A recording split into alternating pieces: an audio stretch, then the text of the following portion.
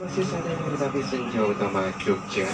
Kereta api Senja Utama Jogja berada pada stasiun Yogyakarta, posisi berada di stasiun Purwokerto.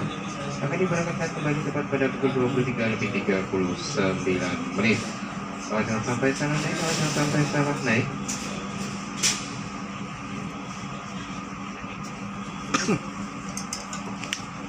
Ini adalah kereta Jogja tujuan akhir stasiun Yogyakarta. Dengan jadwal keberangkatan dari stasiun Purwokerto tepat pada pukul 23.39 menit. Ini kalau jangan sampai salah naik, kalau jangan sampai salah naik. Ini adalah kereta api Senja Utama Jogja. Kereta api Senja Utama Jogja dengan tujuan akhir stasiun Yogyakarta dengan jadwal keberangkatan dari stasiun Purwokerto tepat pada pukul 23.39 menit. Terima kasih.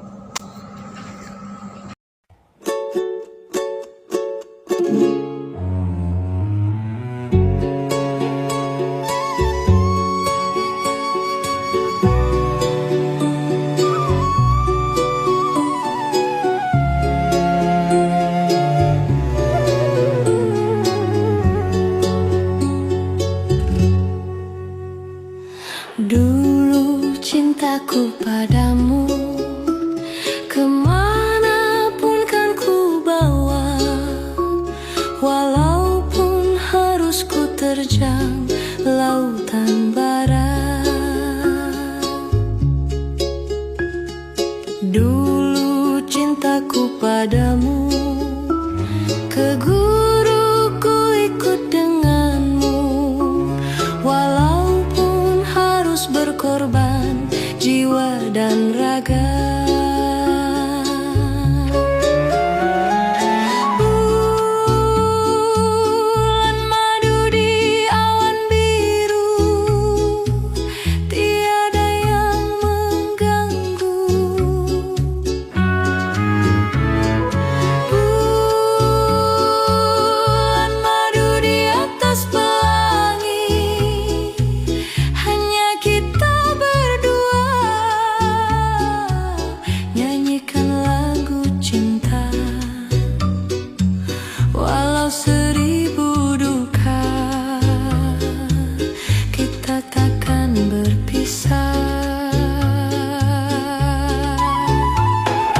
Andai dipisah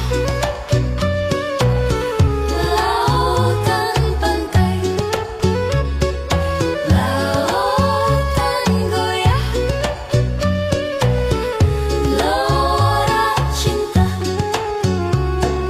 Andai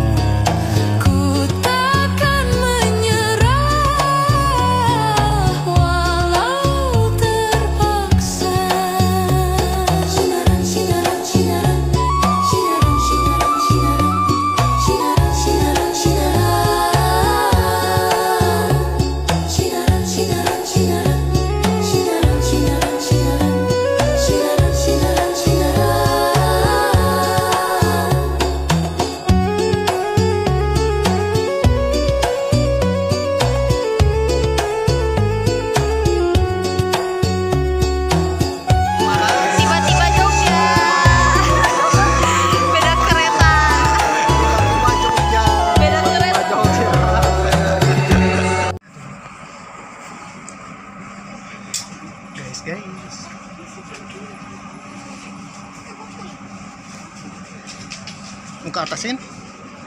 Ah, di sini. Gantungan.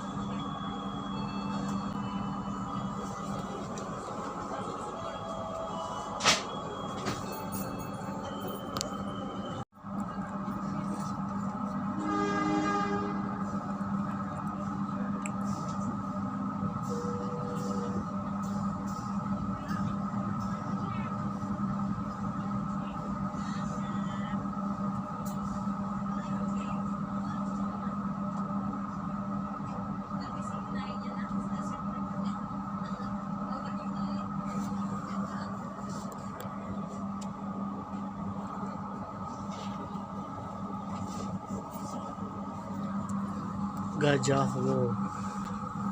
Oke, kita berangkat menuju Yogyakarta.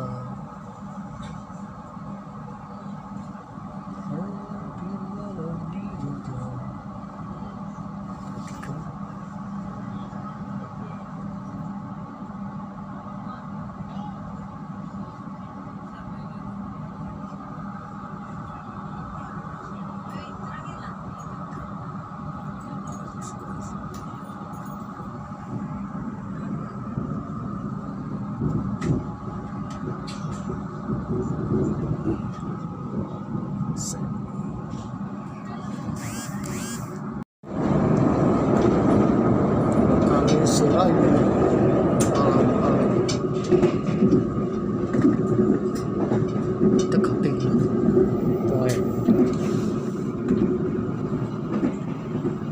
dan nanti terowongan Kebasen.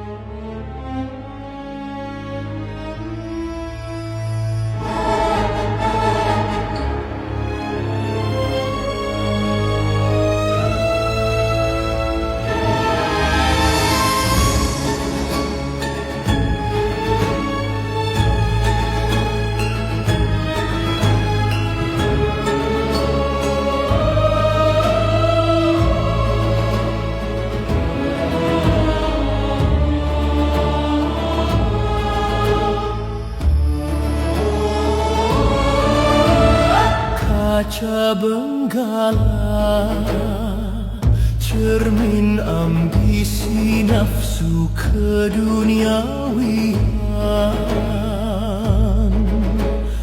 Gejolak berawalkan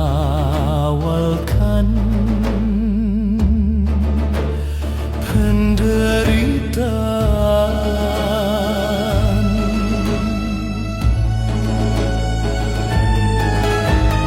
Kaca benggala, cermin impian yang hilang dan hinaan. Dendam merasuk jiwa di perjalanan.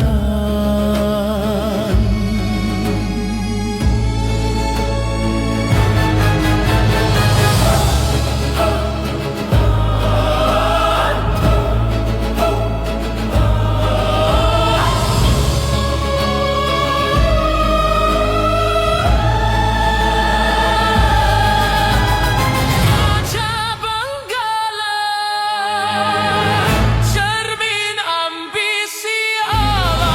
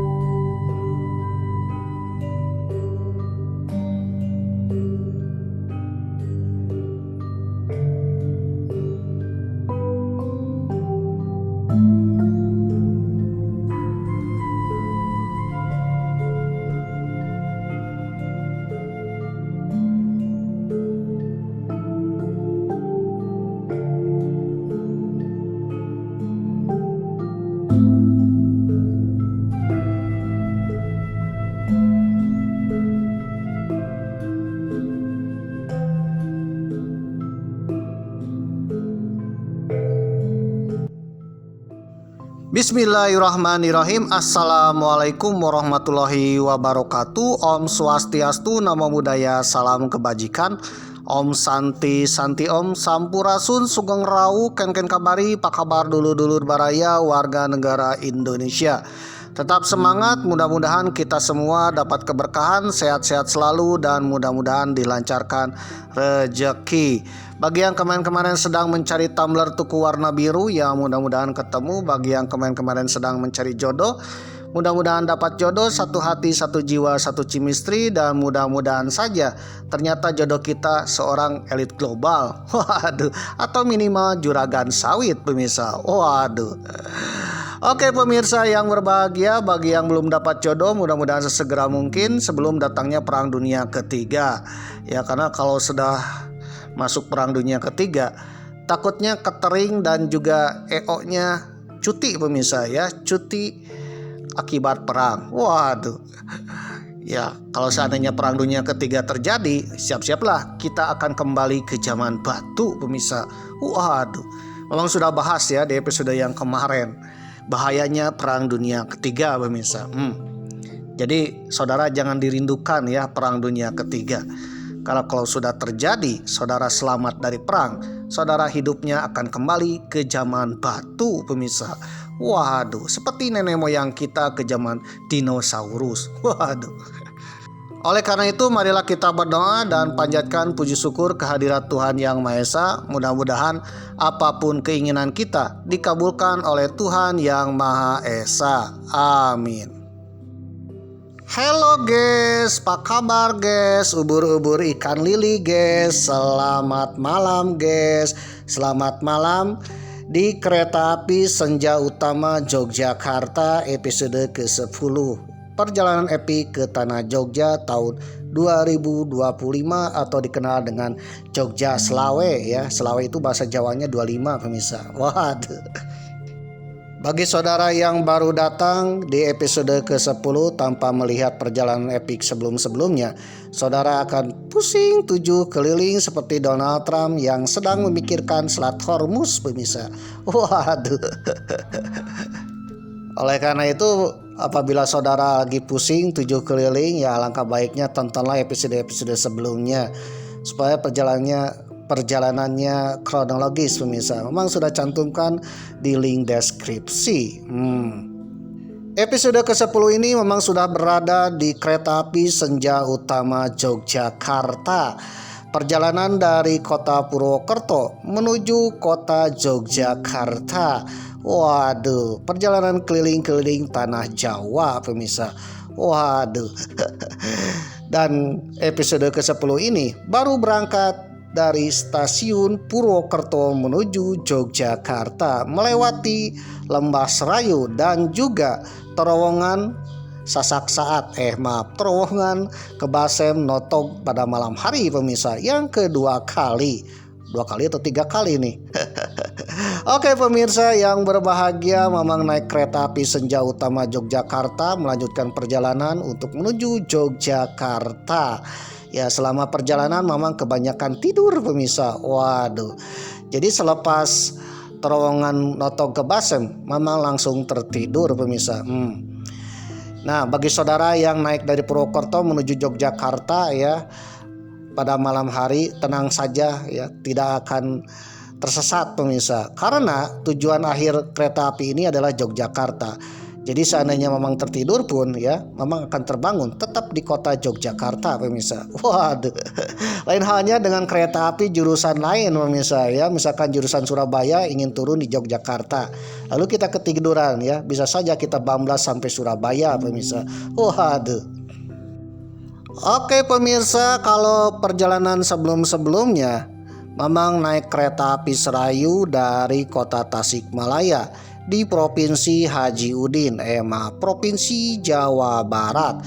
Ketika episode ke-10 ini tayang, Provinsi Jawa Barat sedang dipimpin oleh Haji Udin, Kang Deddy Mulyadi alias Bapak Aing. Ya Mamang doakan mudah-mudahan Kang Deddy Mulyadi kelak akan menjadi pemimpin Nusantara amin. Lalu Mamang turun di stasiun Purwokerto, Kabupaten Banyumas, Provinsi Kadesho Alkap, Provinsi Jawa Tengah. Ya Mamang doakan mudah-mudahan Kadesho Alkap kelak akan menjadi Gubernur Gubernur Jawa Tengah ya. Amin. Cintaku bertepuk sebelah tangan, cemburu bukan alasan. Kemudian Mamang pun melanjutkan perjalanan dengan kereta api Senja Utama Yogyakarta ya. Kereta api ini berangkatnya dari Jakarta Pasar Senen singgah di Purwokerto. Mamang naik dari Purwokerto menuju Tanah Sultan Yogyakarta. Diestimasikan ya sampai ke Jogja itu pukul 3. Mamang naiknya pukul 23.39 waktu Indonesia Barat. Jadi kurang lebih sekitar 3 jaman pemirsa. Dan ini adalah kereta api yang sangat worth it ya, terutama bagi saudara yang ingin perjalanan malam dengan harga yang agak miring-miring pemirsa. Mamang aja naik 2 kereta api dari Tasikmalaya ke Yogyakarta. Itu harga tiketnya lebih miring daripada naik kereta api langsung ya.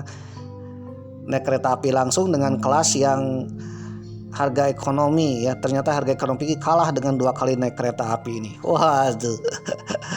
Dan ditambah lagi seru sekali pemirsa.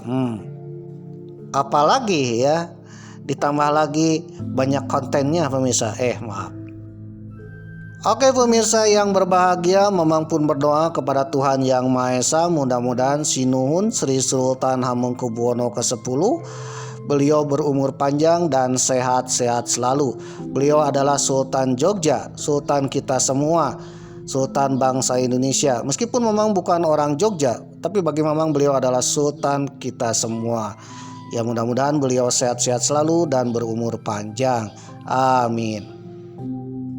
Oke pemirsa yang berbahagia, ketika episode ke-10 ini tayang, negeri kita sedang dipimpin oleh Sang Presiden Macan Asia yang insya Allah akan membawa negeri kita menjadi negeri yang damai, sejahtera, tentram, adil, makmur, dan terbebas dari hama-hama.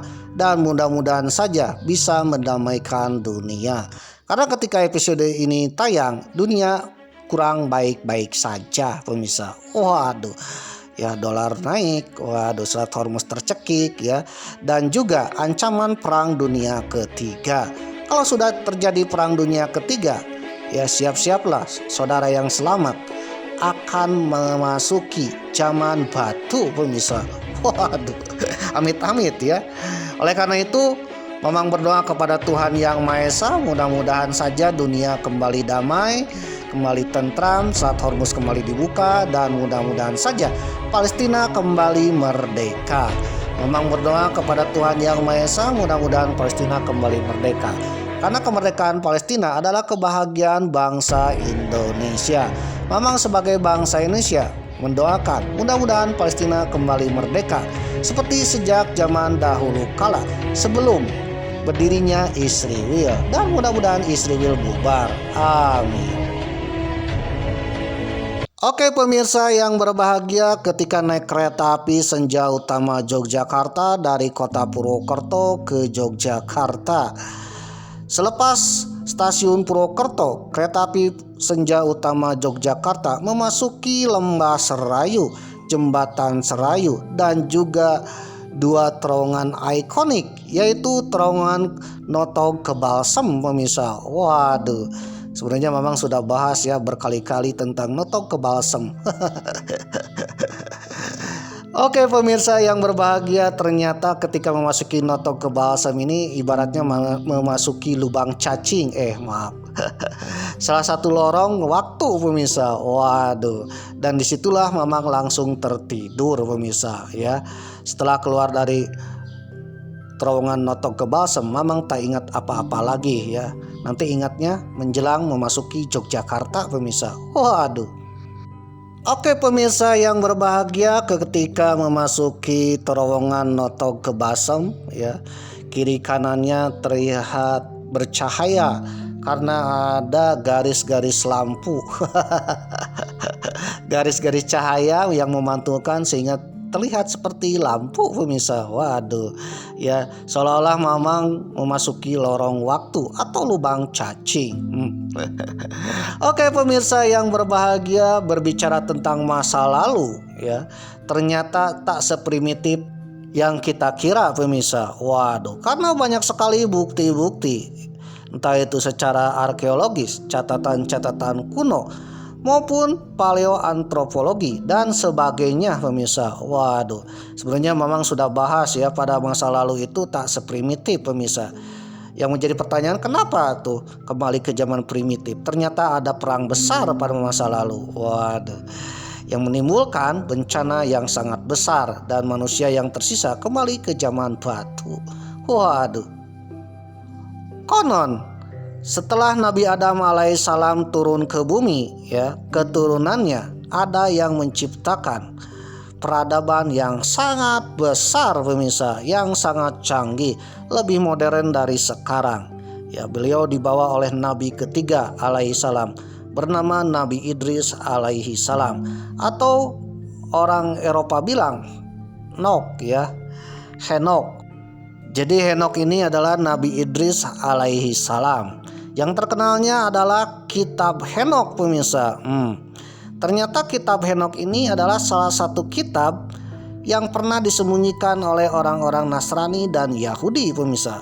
Karena apa tuh? Waduh. Dan ternyata di dalamnya banyak sekali tentang ilmu pengetahuan, dan kenapa masa lalu, zaman lalu ya, terkenal dengan ilmu pengetahuan yang sangat canggih, mungkin sekelas dengan benua Atlantis yang hilang pemirsa. Saking fantastisnya dan saking tak bisa dijelaskan oleh logika oleh orang-orang zaman sekarang ya, maka ada sebagian pihak yang menghilangkan Kitab Henok dan tidak boleh mempelajari Kitab Henok. Namun dalam perjalanan waktu, sisa-sisa Kitab Henok ditemukan kembali pemirsa, dan ketika dipelajarinya sangat-sangat tercengang pemirsa.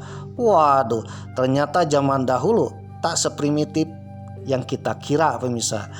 Kita belajar ya di buku-buku pelajaran, ternyata zaman dulu itu zaman primitif, berburu dan meramu. Waduh, zaman-zaman purba. Waduh, manusia purba, hahu. Ternyata ya, jauh sebelum zaman purba, kita memasuki zaman abad modern paling canggih daripada zaman sekarang. Ya, menjadi pertanyaan kenapa zaman dulunya bubar pemirsa? Ya itulah, memang sudah bahas di episode kemarin, gara-gara perang besar pemirsa. Jadi kalau sekarang sudah maju, tiba-tiba terjadi perang besar ya, perang dunia ketiga, siap-siaplah setelah perang dunia ketiga kita kembali ke zaman batu. Nanti setelah zaman batu terjadi perang besar, itu perangnya dengan pedang dan batu. Waduh.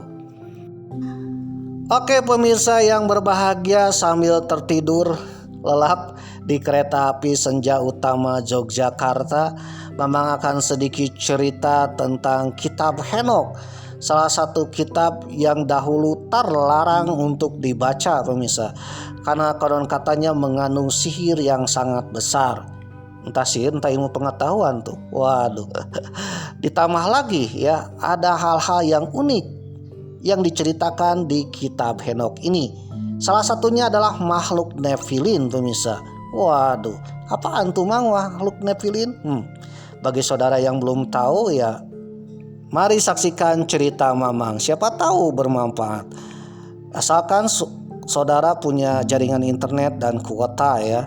Jangan sampai kuota internet saudara ya meminta ke Mamang. Waduh, karena kuota internet saudara tak tercover dana antara, tak tercover dana hibah, apalagi dana talang dan juga dana taktis. Waduh, apabila saudara ya tak tertarik dengan cerita Mamang ya simple, skip aja. Begitu juga bagi yang tidak punya kuota dan internet ya simple, ya skip aja lah ya. Karena kuota internet saudara adalah milik saudara ya. Jangan minta ke Mamang. Mamang aja kan belum jadi presiden pemirsa. Waduh, belum jadi juragan sawit pemirsa. Waduh. Oleh karena itu bagi saudara yang tidak tertarik skip aja. Ya, simple dengan Mamang.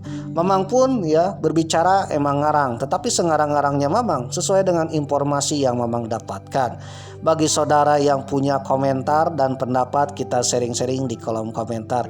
Siapa tahu bermanfaat.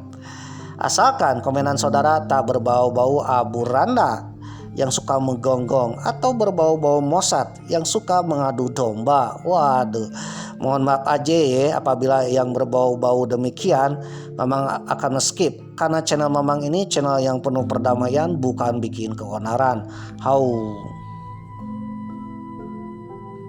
Dilansir dari Britannica.com dengan judul artikel Gulungan Laut Mati. Waduh, Gulungan Laut Mati merupakan manuskrip kuno sebagian besar berbahasa Ibrani dari kulit papirus dan tembaga.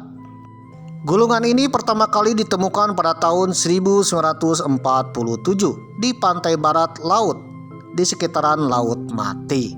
Nah, Laut Mati ini berada di perbatasan antara Yordania, Palestina ya, yang sekarang diduduki Israel pemirsa. Waduh.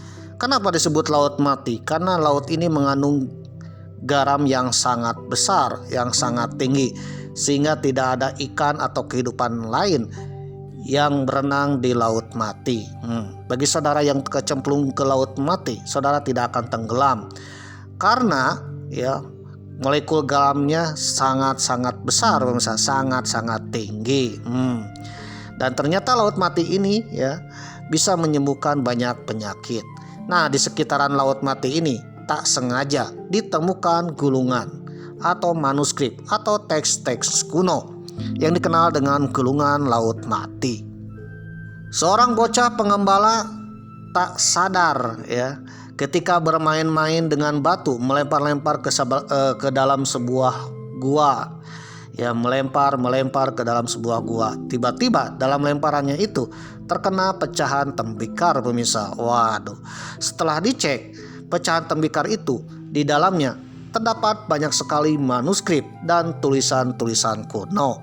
Nah, tulisan kuno itulah ya yang dikenal dengan tulisan Gulungan Laut Mati.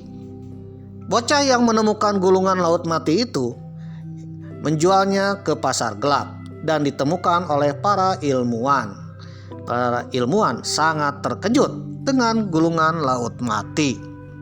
Penemuan Gulungan Laut Mati termasuk di antara penemuan bersejarah, sangat bersejarah, baik itu sejarah peradaban maupun sejarah religius. Bersejarah dalam sejarah arkeologi modern. Gulungan Laut Mati berasal dari berbagai situs dan bertanggal pada abad ke-3 sebelum Masehi hingga abad ke-2 Masehi. Istilah ini biasa merujuk secara lebih spesifik pada manuskrip yang ditemukan di 11 gua di dekat Kulkas Qumran, ya, dekat pinggiran Laut Mati, yang menurut sebagian besar sarjana merupakan tempat tinggal komunitas yang memiliki gulungan-gulungan tersebut. Periode pendudukan situs ini berlangsung dari sekitar tahun 100 Masehi hingga sekitar tahun 68 sebelum Masehi. Dan gulungan-gulungan itu sendiri hampir semuanya berasal dari abad ke-3 hingga ke-1 sebelum Masehi.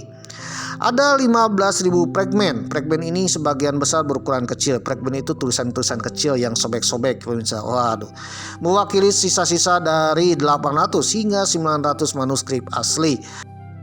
Ternyata gulungan-gulungan kitab yang ada di gua-gua Laut Mati atau dikenal dengan gulungan Laut Mati itu bagian dari kitab Henokh, pemirsa. Waduh.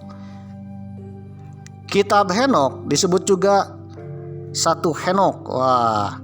Atau dikenal juga kitab Nabi Idris alaihissalam, adalah suatu karya keagamaan. Secara tradisi dianggap berasal dari Henokh. Henokh nama lain dari Idris, kakek buyut Nabi Nuh alaihi salam. Lihat dari asal-usul penulisannya, para akademisi modern memperkirakan kitab ini ditulis dalam kurun waktu yang berbeda-beda.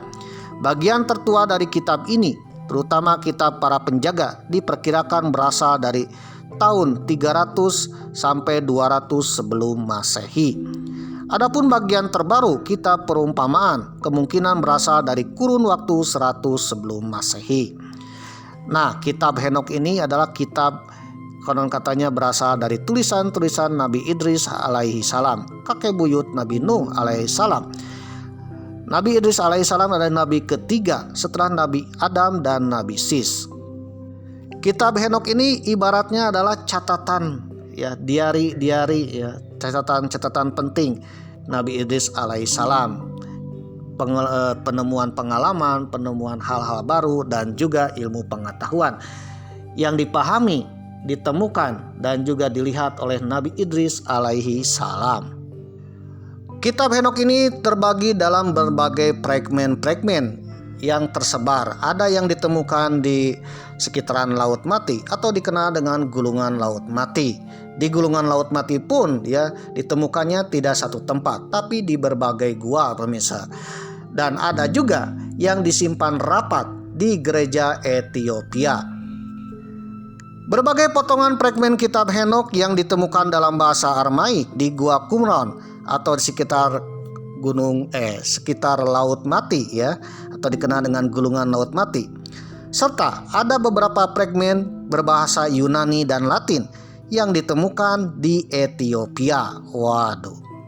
Para ilmuwan lalu menggabungkan antara gulungan Laut Mati dengan kitab yang disimpan rapat di Ethiopia. Ternyata hasilnya itu semua satu buku, pemirsa, yang dikenal dengan kitab Henokh, kitab yang ditulis oleh Nabi Idris alaihi salam. Kitab ini ternyata sudah dikenal oleh kaum Yahudi dan Kristen. Kitab ini juga dikutip dalam beberapa kitab kuno seperti dalam Kisah 12 Putra Yakub dan ditulis di kurun 100 sebelum Masehi. Demikian halnya para penulis Perjanjian Baru pada abad-abad pertama tampaknya tidak asing dengan cerita-cerita dalam kitab Henokh, bahkan mendapat pengaruh darinya. Dalam Perjanjian Baru terdapat kutipan singkat dari satu Henokh, yaitu dalam surat Yudas. Yudas di kitab Kristen. Di dalamnya dikatakan tentang Henokh yang ketujuh dari Adam. Beberapa kalangan di Ethiopia yang menyimpan salah satu dari kitab Henokh secara tradisi meyakini bahwa kitab Henokh itu berbahasa asli ya, dari bahasa Ges ya. Namun para akademisi modern cenderung menyatakan bahwa kitab ini berasal dari bahasa Ibrani atau Aramaik. Aramaik ini cikal bakal bahasa Arab ya, bahasa Turki atau Ibrani. Dan itu pun dibuktikan oleh penemuan fragmen di gulungan Laut Mati. Bagi kalangan Yahudi, kitab ini tidak dipandang sebagai bagian dari kanon Biblika selain oleh pengikut Yahudi Ethiopia. Kemudian hanya dalam tradisi Kristen mungkin sebagian masih menerima kitab Henokh untuk kepentingan historis dan teologis. Tetapi umumnya memandang kitab Henokh bukan sebagai kitab kanonik atau kitab yang terilhami secara ilahi atau kitab utama yang harus dipelajari. Di kalangan Kristen hanya pengikut gereja Tawehedo Ortodoks di Ethiopia dan gereja Tawehedo Ortodoks Eritrea ya yang menganggap bahwa kitab Henokh adalah bagian yang wajib dipelajari atau sebagai kanon. Kitab Henokh paling lengkap yang kini tersedia berasal dari naskah Ethiopia yang ditulis dalam bahasa Ges pada sekitar tahun 1790. seorang petualangan asal Skotlandia bernama James Bruce membawa pulang 3 salinan naskah Ethiopia yang dia peroleh dari perpustakaan gereja Ethiopia. Bruce menghadiahkan 1 salinan yang dibawanya kepada Raja Louis ke-15 yang kini disimpan di National Prancis. 1 salinan disumbangkan ke Bodleian Library, Universitas Oxford, Inggris, dan 1 terakhir disimpan sendiri, meski kemudian disimpan di Bodleian Library setelah kematiannya. Nah, sekarang beberapa fragmen-fragmen itu digabungkan pemirsa oleh banyak peneliti. Karena itulah gabungan kitab Henokh, kitab misteri yang ditulis oleh Nabi Idris alaihi salam. Yang menjadi pertanyaan, semisteri apakah kitab Henokh? Kitab Henokh sering dikaitkan dengan Nabi Idris alaihi salam dalam tradisi Islam. Adalah kumpulan teks keagamaan, keagamaan masa lalu Samawi atau Yahudi kuno yang tidak termasuk dalam kanon kitab suci utama. Misteri terbesar terletak pada isinya yang berani. Apa yang memberani? Berani menceritakan apa adanya, dengan bahasa yang lugas tanpa ada bumbu-bumbu kiasan. Ya, kalau misalkan itu diceritakan oleh orang Jawa, orang Sunda, pasti banyak kiasannya pemirsa. Waduh, untuk mengaburkannya. Tapi bahasa dalam kitab Henokh tersendiri, bahasanya mirip laporan kepada atasan pemirsa. Waduh, atau laporan perjalanan. Atau kronik ya, dengan apa yang dilihat dan dirasakan oleh beliau Henokh atau Nabi Idris alaihissalam ya. Beliau menulisnya. Di antaranya berani menceritakan kisah para malaikat yang konon katanya jatuh ke bumi. Waduh. Lalu kelahiran raksasa atau dikenal dengan makhluk bernama Nephilim. Dan perjalanan kosmis beliau menembus dimensi sampai ke surga, bahkan ke neraka. Waduh. Selain itu, beliau pun ya mendapatkan ilmu pengetahuan, teknologi, astronomi, dan juga ilmu pengetahuan alam semesta, termasuk teknologi-teknologi termutakhir ya. Setelah beliau perjalanan pergi ke surga, dan beliau menulisnya. Dari tulisan itulah lahirlah peradaban yang besar yang konon katanya dikenal dengan peradaban Atlantis, dan mungkin juga Rama dan Mahabharata pemirsa. Waduh. Dilansir dari giap.com dengan judul artikel Kitab Henokh atau Nabi Idris alaihissalam, Wahyu Marifah dan Lubang Hitam. Waduh, ada kata lubang hitam nih. Nabi Idris alaihissalam seperti Rasulullah Shallallahu alaihi wasallam atau Nabi Muhammad Shallallahu alaihi wasallam pernah melakukan Isra Mi'raj ke surga atau Isra Mi'raj pergi ke langit pemirsa. Tetapi jika Rasulullah Shallallahu alaihi wasallam diperlihatkan aspek-aspek gaib kuantum alam semesta, sedangkan Nabi Idris alaihissalam diperlihatkan ruang angkasa itu sendiri, permukaan terluar alam semesta ini. Konon katanya ya, ketika astronot pergi ke ruang angkasa itu dikatakan adalah langit pertama pemirsa. Ternyata ada 7 lapis langit lagi. Sedangkan Nabi Idris konon katanya sampai 7 lapis pemirsa. Waduh.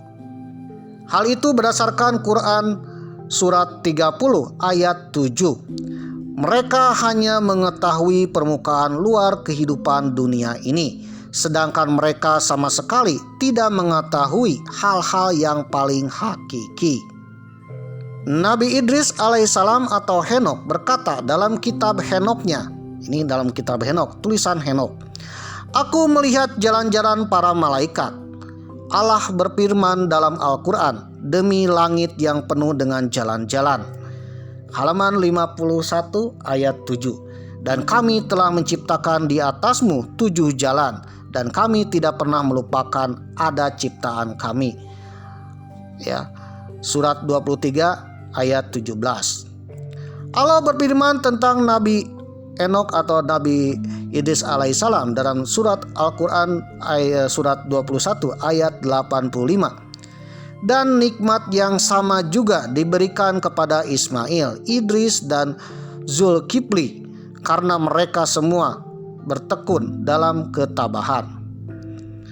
Lalu dilanjut juga surat 19 ayat 56 sampai 57. Dan ingatlah Idris dalam kitab, sesungguhnya dia adalah seorang nabi yang jujur, dan kami telah meninggikan kedudukannya. Nabi Idris alaihissalam adalah salah satu nabi pertama yang diutus Allah Subhanahu wa taala kepada umat manusia sebelum Nabi Nuh alaihissalam. Bersamanya Allah menciptakan tulisan dan seni teknis peradaban lainnya, termasuk Nabi Idris menemukan jarum dan juga benang untuk memintal menjadi kain, dan juga membuat pena. Nah, pena tinta itu diciptakan oleh Nabi Idris. Konon katanya itu dipelajari, diberitahu oleh malaikat Jibril. Selain itu, Nabi Idris juga diberi pelajaran tentang fenomena astronomi dan ilmu pengetahuan. Tujuan perjalanan adalah untuk mengajarkan kepadanya secara langsung pentingnya benda-benda langit bagi generasi selanjutnya, untuk menginspirasi mereka dalam mempelajarinya. Beliau melaporkan secara rinci tentang semua hal yang ia lihat. Kata-katanya unik karena bukan kata-kata seorang di bumi yang memandang bintang-bintang sambil bertanya dan menebak apa artinya. Tetapi kata-katanya tegas dan langsung kepada intinya, diucapkan berdasarkan pengalaman seseorang. Konon Nabi Idris alaihissalam diangkat oleh Allah Subhanahu wa taala untuk pergi ke langit, ke surga, untuk melihat ciptaan-ciptaan Allah Subhanahu wa taala, termasuk dalam hal astronomi, dalam hal ilmu pengetahuan. Tujuannya untuk mengajarkan kepada Idris alaihissalam. Nah, Nabi Idris sendiri menulisnya dalam sebuah tulisan yang kelak bernama Kitab Henokh. Kitab Henokh terbagi menjadi beberapa bagian, dan naskah-naskah yang masih ada diperkirakan berasal dari tahun 300 sebelum Masehi pada naskah tertua hingga 100 sebelum Masehi pada naskah selanjutnya. Karena belum ada catatan lengkap yang tersisa hingga saat ini, berarti naskah-naskah tersebut merupakan catatan dari masa awal keberadaan manusia di bumi dan bukan langsung dari masa Nabi Muhammad SAW. Nah, setelah Nabi Idris alaihissalam mengetahui dan mempelajari ilmu pengetahuan termasuk astronomi, ternyata berguna bagi generasi manusia. Oleh karena itu, baik peradaban manapun pasti mengenal astronomi, perbintangan, ilmu waktu, ilmu hari, bahkan ilmu jam. Nah, dari astronomi itulah kelak berguna untuk pertanian, untuk menentukan musim, mana musim kemarau, mana musim hujan, atau untuk menentukan waktu-waktu ibadah pemirsa. Nah, mereka semua ternyata diajari oleh Nabi Idris alaihissalam setelah beliau pergi ke langit, ke surga. Kitab Henokh ternyata bukan bagian dari kanon Alkitab dan tidak diterima oleh orang Kristen atau Yahudi. Karena kisah-kisah Henokh dalam kitab tersebut seperti kekosongan gelap yang ada di bawah bumi karena terlalu fantasi, tak bisa tercerna logika umat manusia saat itu. Dianggapnya tahayul dan dongeng. Dianggap terlalu fantastis untuk menjadi kenyataan. Tetapi seperti halnya banyak hal yang dikatakan oleh Nabi Muhammad SAW, hal itu terbukti akurat di zaman kita. Kitab Henokh memiliki masalah historisitas yang sama dengan Alkitab dan Taurat, yaitu terjemahan yang menimbulkan masalah besar ketika mempelajari teks secara terbatas. Nah, meskipun tidak diterima oleh orang Kristen dan Yahudi awalnya, ada sebagian orang-orang yang mempelajari kitab Henokh dan menerjemahkannya ke berbagai bahasa sesuai bahasa daerahnya. Meskipun demikian, kitab itu tidak diterima oleh umat Kristen dan Yahudi ke dalam kanon mereka atau kitab utama mereka, bahkan dianggap sesat bila mempelajarinya. Namun ada sebagian kecil umat Kristen dan Yahudi mempelajari kitab Henokh tersebut dan menjadikan kitab kanon atau kitab arus utama. Namun sayangnya ya, kitab itu diterjemahkan ke bahasa mereka. Bahasa tertua yang ditulis dalam kitab Henokh adalah bahasa Ges, bahasa tertua di negara Ethiopia. Dan kitab yang diterjemahkan ke bahasa Ges ini disimpan di gereja Ethiopia. Sedangkan salinan-salinan lainnya hilang tanpa jejak, yang akhirnya ditemukan di sekitaran Laut Mati yang dikenal dengan Gulungan Laut Mati.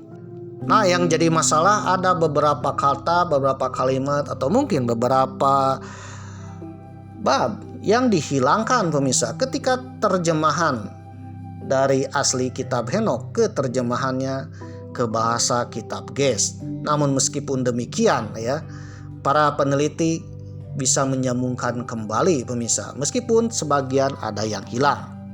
Jadi kitab Henokh ini adalah kitab catatan Nabi Idris ya, bukan kitab suci pemirsa. Ya mirip-mirip diari. Apa yang dilihat, didengar, dipelajari oleh Nabi Idris ditulis dalam tulisan yang kelak bernama kitab Henokh. Jadi sebagian umat termasuk umat Kristen ya menganggapnya tidak terlalu penting untuk membaca kitab Henokh karena kitab itu ditulis oleh pengalaman Nabi Idris alaihissalam. Beda halnya dengan Al-Quran atau mungkin Injil, Taurat ya, yang turun langsung dari Tuhan yang Maha Esa, dari Allah Subhanahu wa Ta'ala. Tapi bagi ilmu pengetahuan dan juga sejarah, apapun yang ditulis oleh Nabi Idris itu sangat penting pemirsa untuk melihat perjalanan sejarah dan juga peradaban manusia. Ada isi dari kitab Henokh yang bikin bulu kuduk merinding pemirsa. Waduh, atau mungkin di luar logika. Tapi meskipun di luar logika, ya kalau itu ditulis benar-benar oleh Nabi Idris alaihissalam, apapun yang ia lihat, kemungkinan ya itu benar terjadi, bukan hayalan. Secara garis besar, kitab Henokh terbagi menjadi 5 bagian. Yang pertama, kitab para penjaga atau The Watcher, yaitu menceritakan tentang sekelompok malaikat yang dipimpin oleh Samyasa atau Azazil. Kalau Azazil menurut Islam ya, tak lain dari iblis. Waduh, mereka turun ke bumi, jatuh cinta dengan manusia dan menikahi perempuan manusia, lalu melahirkan ras raksasa yang bernama Nephilim. Kaum Nephilim ini berasal dari malaikat-malaikat dan katanya yang jatuh ke bumi ya, menikahi perempuan manusia dan melahirkan raksasa dan mengajarkan manusia ilmu-ilmu terlarang seperti sihir dan pembuatan senjata perang. Ya, sihir, pembuatan senjata perang dan juga ilmu tentang kecantikan yang menyebabkan syahwat manusia meningkat.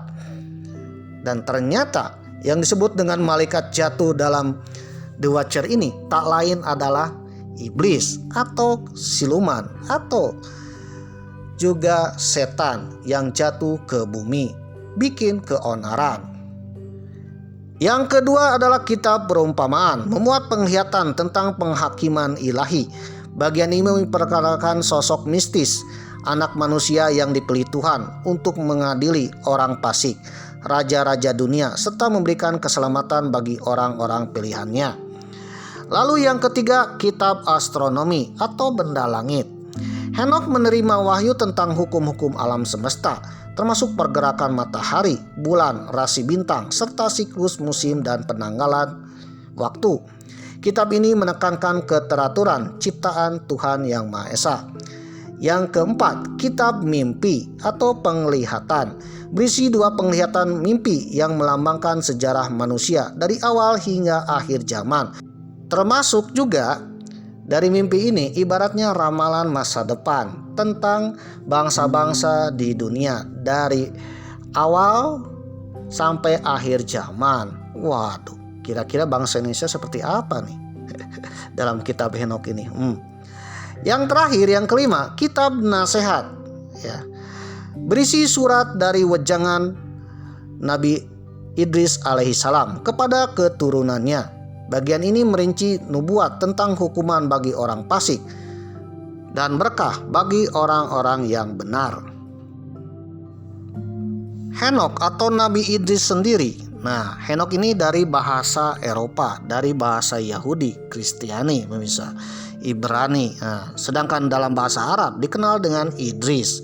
Idris ternyata berasal dari bahasa Arab. Ya, Nabi Idris ini punya arti. Artinya adalah rajin belajar, cendekiawan, pintar, atau orang-orang yang berilmu.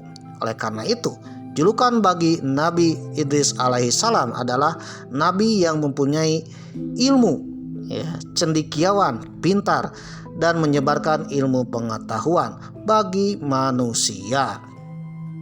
Kisah yang menarik dari kitab Henokh tentang Nabi Idris alaihissalam adalah pergi ke surga. Dalam tradisi tertua tentang Henokh, salah satu teksnya adalah sebuah karya yang disebut Kitab Para Pengawas. Teks ini menceritakan kisah yang selaras dengan apa yang ia laporkan, bahwa Henokh dibawa ke surga dan mempelajari banyak hal dari para malaikat. Ya, belajar ilmu pengetahuan dengan para malaikat. Ya, ibaratnya pergi ke universitas, ya, mencari ilmu, pemirsa. Beliau mengetahui para malaikat diciptakan dari cahaya, sebuah partikel subatomik. Mereka dapat mengatur apa yang terjadi di alam semesta, karena segala sesuatu mulai dari cuaca yang tergantung pada energi dan tekanan di atmosfer, sehingga semua materi di dunia diciptakan dari energi dan partikel subatomik yang serupa.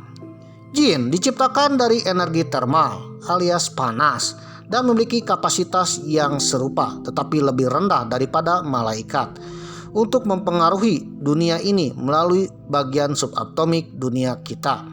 Inilah sebabnya mengapa mereka dapat diangkat ke peringkat malaikat dan disebut dengan gelar itu.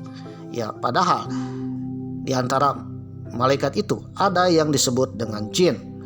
Jin adalah salah satu bagian yang di luar dari malaikat. Tetapi dalam penciptaannya mirip-mirip dengan malaikat, cuman beda bahan saja. Yang satu dari cahaya, yang kedua dari panasnya cahaya. Waduh. Dalam salah satu kisahnya yang ditulis dalam kitab Henokh, bahwa ada the watcher atau pengawas yang konon katanya kalau orang Kristen bilang itu adalah malaikat. Nah, kalau bagi kita mungkin saja itu adalah jin. Kisah ini berpusat pada sekelompok malaikat yang menjadi pengawas atau the watcher yang dipimpin oleh Samsaya dan Azazil. Tiba-tiba turun ke bumi karena terpesona kecantikan wanita manusia di bumi. Ya, ternyata malaikat ini punya nafsu. Kemungkinan bagi Islam itu bukan malaikat, bisa saja itu adalah jin, ya, atau makhluk lain yang serupa dengan jin, ya, yang ditugaskan oleh Allah Subhanahu wa Ta'ala sebagai penjaga, tiba-tiba terpesona oleh kecantikan wanita manusia di bumi. Akhirnya mereka pun turun dan melanggar batas, ya, batas hukum. Akhirnya mereka menikahi manusia tersebut.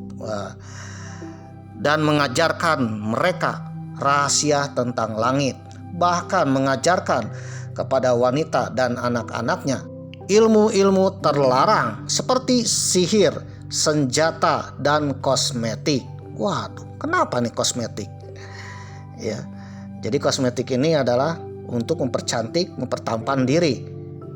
Positifnya, negatifnya bikin orang kelepek-kelepek, pemirsa, nafsu syahwatnya tinggi. Salah satu keonaran yaitu kosmetik, pemirsa. Waduh, ternyata ya, sekelompok yang dikatakan watcher ini turun ke bumi, bikin keonaran, menikahi perempuan dan juga mengajarkan, ya, tentang ilmu sihir, senjata, dan kosmetik, bahkan tentang rahasia-rahasia langit. Salah satunya ramalan-ramalan. Oleh karena itu, Tiba-tiba manusia pada saat itu berubah menjadi orang-orang sakti pemirsa. Tapi saktinya sakti ilmu hitam. Ketika dua ceri ini menikahi perempuan manusia, lahirlah anak-anaknya yang raksasa, besar-besar. Bahkan konon katanya ada yang bisa terbang juga pemirsa. Ya, seperti makhluk jadi-jadian atau zaman sekarang seperti makhluk dalam dunia fantasi ya, Marvel United dan sebagainya pemirsa. Yang disebut dengan Nephilim. Nephilim ini adalah ras raksasa yang mempunyai kesaktian, sihir, senjata dan sebagainya. Bahkan bisa berubah-berubah wujud pemirsa. Waduh. Awalnya kaum Nephilim ini adalah kaum yang terlahir dari manusia. Hidupnya normal-normal saja seperti pada manusia pada umumnya. Namun karena besarnya mereka dan timur nafsunya sangat besar, akhirnya terjadi peperangan, kekacauan di dunia. Maka tak tanggung-tanggung ya kekacauan mereka ini menimbulkan kegoncangan dunia karena yang dipakai adalah ilmu-ilmu sihir dan juga teknologi canggih seperti senjata canggih dengan berkategori sangat merusak bumi pemirsa. Waduh.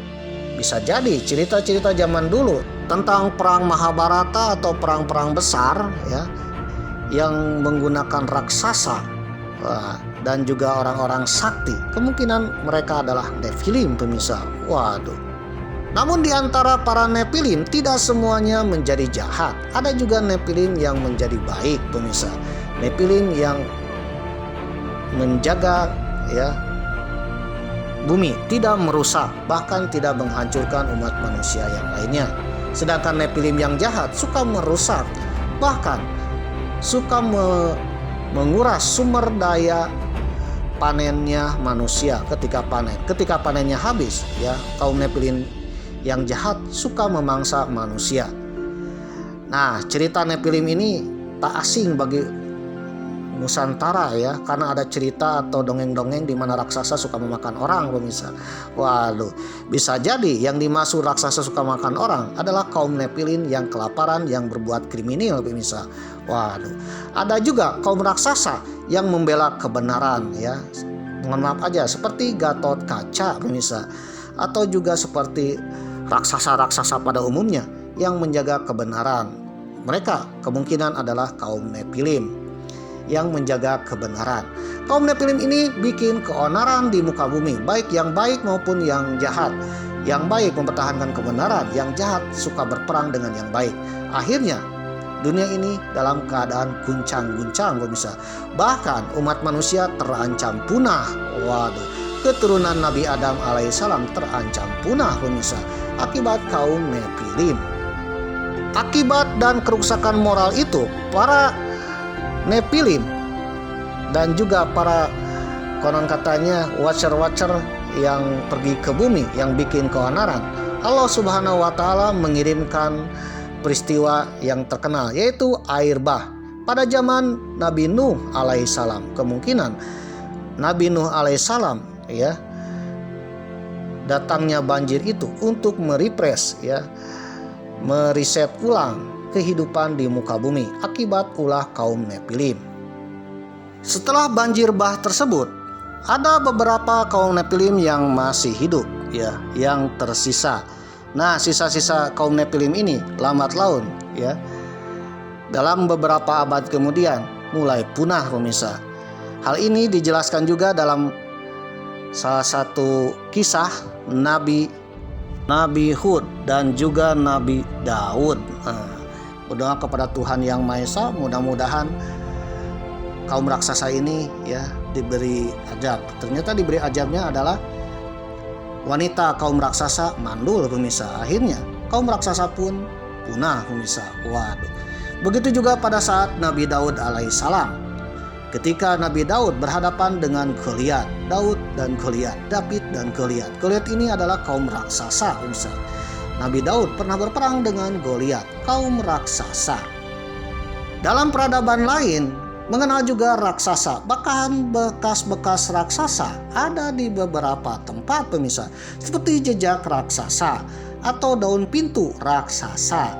Salah satu daun pintunya ada di Turki ya. Di istana Turki Ottoman ada pintunya sangat besar-besar pemirsa.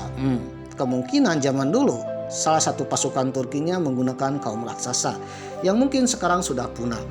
Dan juga ditemukan tulang berulang raksasa. Nah, kira-kira dari mana aja? Ya searching aja saudara ya. Banyak di berbagai tempat pemirsa. Termasuk di Pulau Jawa yang dikenal dengan Meganthropus paleocephanicus pemirsa. Waduh. Karena para ilmuwan itulah manusia raksasa dari Jawa, tapi kategori manusia purba. Siapa tahu Meganthropus itu adalah bagian dari Nephilim pemirsa. Waduh. Begitu juga dengan situs Gunung Padang yang besar-besar. Bagaimana cara mengangkut batu-batu besar dari satu tempat ke tempat lain? Ya, mengangkut patung Moa yang besar-besar. Waduh. Kemungkinan mereka dibentuk atau dibuat oleh kaum raksasa. Yang sekarang kaum raksasa sudah mulai punah dan telah tiada. Namun jejak-jejaknya ya ada di muka bumi ini. Nah, bisa jadi kaum raksasa yang punya kekuatan dan sihir itu adalah kaum Nephilim. Sisa-sisa kaum Nephilim yang tertulis dalam kitab Henokh.